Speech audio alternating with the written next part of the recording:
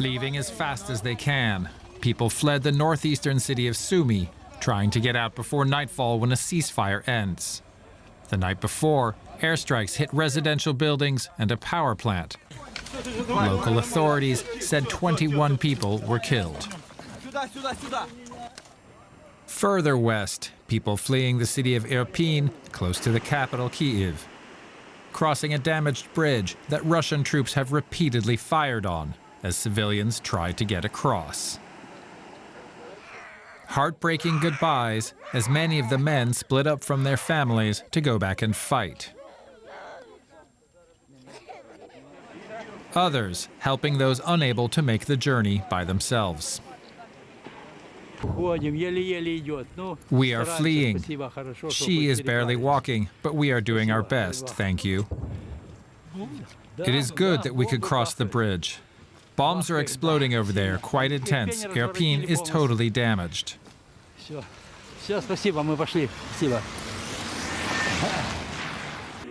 Meanwhile, in the capital, President Volodymyr Zelensky refusing to flee. A video message to his people, trying to prepare them for the days to come. Snow is falling. This is spring. The war is the same as spring. Severe. But it will be all right. We will win anyway. Military analysts say the Russian onslaught will likely get worse in the coming days. Russian forces are increasingly turning to shelling civilian areas and infrastructure, while their tanks and troops are bogged down outside key cities. In the port city of Odessa, residents are mounting barricades in front of the beloved Opera House. So far, the city hasn't been hit, but if the experience of the last several days is any guide, anyone who stays behind should be prepared for the worst. Let's go to DW correspondent Nick Connolly, who is reporting for us from the Ukrainian capital, Kyiv. Now, Nick, the humanitarian situation around Kyiv is getting worse. Have refugees been able to get to the capital so that they can then travel on outside of Ukraine? That definitely is happening, even though it is very difficult, and we have seen people lose their lives trying to get out of those western suburbs of Kyiv. So slightly counterintuitively, people now trying to get west to the EU, to Poland, are having to travel east out of those suburbs into Kyiv to get on a train, because the train connections, the train tracks have been destroyed around Irpin, so they're going in buses. The main highway leading west that is near Irpin is also pretty dangerous. There's been a lot of military activity along there, people hearing shots fired traveling, so basically they have to go by kind of side routes back into the capital, then head out southwesterly direction away from the fighting. We saw pretty extraordinary scenes at the train station yesterday, announcements on the loudspeaker of lost children looking for their parents, people traveling with their pets, people in wheelchairs trying to get around a station which it was overfilled with humanity, but also some of the lifts were out of service, so people trying to carry them up steps. It is an exodus. As the United Nations has said, this is the biggest refugee movement in Europe since the Second World War, so it's pretty difficult to look at and to talk to these people without feeling just kind of at a loss as what to say. But people are still making their way out, and they are still able to get out for now. Kyiv has not yet been encircled. And can you tell us what life is like for those who have decided to stay in Kyiv? Well, for now, in downtown Kyiv, where I am now, there's still electricity, there's still heating, there's still mobile phone networks, so that makes life bearable. And there are definitely more people here than you would think. If you walk around the streets, pretty empty, apart from journalists and soldiers and the occasional person walking a dog or going to the supermarket. We were out in the suburbs today, not far from Irpin, slightly further south, in an area where the local territorial defense forces are preparing for a Russian onslaught, where they've blown up bridges, where they have tried to kind of block the roads in a way to prevent tanks moving across. They're pretty worried that the Russians are going to build pontoon bridges and try and overwhelm their attempts to stop this happening. But it was kind of extraordinary just to see the kind of range of people now in uniform bearing arms. You had someone who usually takes high school kids on mountain hiking trips. You had IT people, you had people who work managing supermarkets. All these people are now suddenly in boots, in uniforms, with a gun on their shoulder at checkpoints, trying to look for Russian sleeper agents or to stop looting happening. And it's kind of extraordinary scene to people who in normal life have never come across each other, now suddenly united by this danger to their homes. And Ukrainian President Zelensky is continuing his efforts to shore up support from Western countries. How optimistic is he that his demands are being met? Well, certainly the sanctions against Russia in the last few weeks have been unprecedented. I think they definitely took the Russian leadership by surprise, especially the freezing of those Russian central bank assets. So basically that war chest that Russia had built up over the previous years, especially for a case like this, to basically kind of cushion the effect of sanctions, that was basically made useless by those freezing sanctions from Western banks. I think, though, that the real crunch now will be if Western countries that say they support Ukraine's democracy, are they really willing to pay an economic price for this? Are they willing to pay a lot more for energy by not buying Russian oil and gas? Are they willing to go there? Are they willing to risk further confrontation with Russia?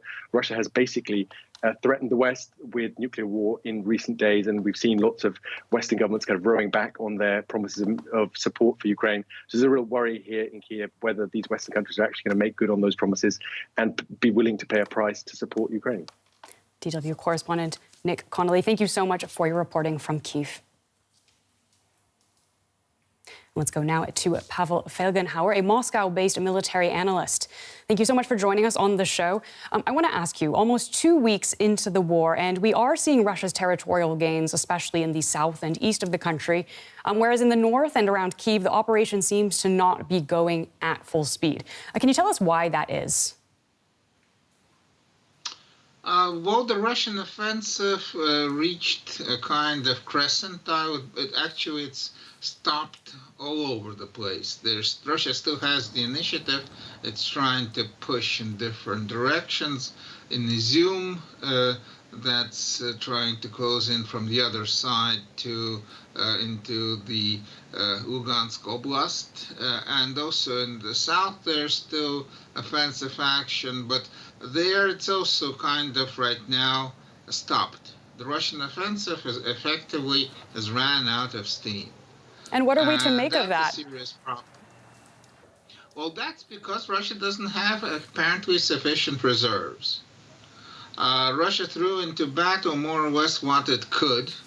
Russia right now has a rather big regular standing army. We didn't have such an army since the Crimean War in the mid-19th century. It's an army that can go into war without mobilization of reserves. The official figure, the last official figure that appeared in last August, it was Defense Minister Sergei Shoigu, who said that we have 168 permanent ready battalion tactical groups. That's a lot. NATO deployed against Russia 4 tactical battalion groups, one in each Baltic state and one in Poland. So Russia has more, and over 100 went into Ukraine. So Russia kind of theoretically still has, I don't know, 40, 60, 50 left. No, 50 maybe. But it can't send them all in. You have to keep garrisons in the Kuril Islands, in Chukotka, and many, in Kaliningrad, of course, against the Baltic states and against Poland and Belarus. So that means Russia has run out of reserves. Because officially we have reserves, but actually they're not reserves. They're just on paper, because these were people who served 1 year in the armed forces compulsory and were never called up for retraining. If you even call them in, that would mean they have to train them for at least 3 months, maybe more, before you can send them into battle. Right. And but given the right resources now, that Ukraine has, sorry, I just want to jump in, because also from Ukraine's side, how long do you think Kyiv can realistically keep up its resistance against this? Well, the thing is, for the Russian problem is that Ukraine began a mobilization. Officially, it's full mobilization of the reserve, and they have a lot of reservists who served in the 8 years of the conflict in the Donbass against the Russians. And they're calling them up. There's also volunteers of the territorial defense. So Russian frontline positions and Russian frontline forces are more or less static, and they are even getting weaker as the attrition continues. While Ukrainians are getting stronger day by day. Reservists are called up. The Ukrainian army stopped the Russian offensive. They didn't capture that much territory, so Ukraine controls the territory. They have their line, their chain of command is intact. Organized resistance continues, and they're organizing mobilization. They didn't do it before the war. I'm sorry to jump in, but we do have to leave the interview there. I want to thank you again for coming on to DW News. Thanks so much for taking the time. Thank you. And Ukrainian President Volodymyr Zelensky has addressed British members of parliament in the House of Commons in London. Zelensky received a standing ovation from MPs as he spoke to them via a video link from Kyiv, where he remains despite increasing Russian pressure on the capital. And we spoke about the hardships endured by civilians, but said his people would fight to ensure they do not lose their country. The Ukrainian leader appealed to Britain and the West to do more to help his country. Please increase the pressure of sanctions against this country, and please recognize this country as a terrorist state. And please make sure that our Ukrainian skies are safe. Please make sure that you do what needs to be done and what is stipulated by the greatness of your country. And let's bring in DW correspondent Charlotte Chelsom-Pill in London for more. Charlotte, what stood out to you about Zelensky's speech to lawmakers?